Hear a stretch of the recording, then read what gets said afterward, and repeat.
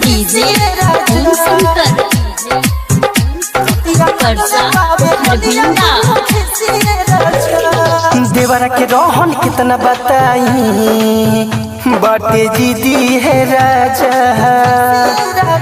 और देवरा के रोहन कितना बताई बाटे जीदी है राजा।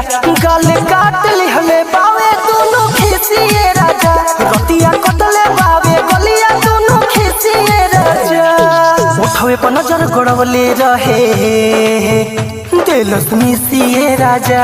गल काट ली हमें बावे दोनों खिसिए राजा। रतिया कटले बावे गलिया दोनों खिसिए राजा।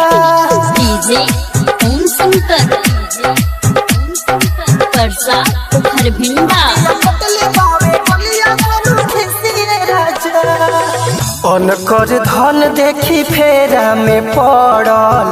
भाई जब निहरा तो जीव हमर डरल।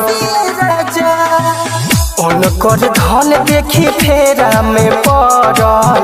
आई जब निहरा तो जीव हमर डरल। वहीं तो कुछ लड़ जाता दांत पीसिए राजा। गाल काट ली हले बावे दोनों खिसिए राजा।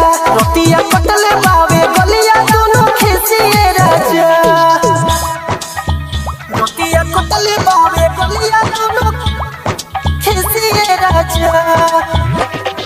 डीजे ओम शंकर खिसिए राजा। परसा हरभिंडा। रमेश बिहारी के रहन बाबाउर। एक बेर देहनी का मांगे लगले आउर।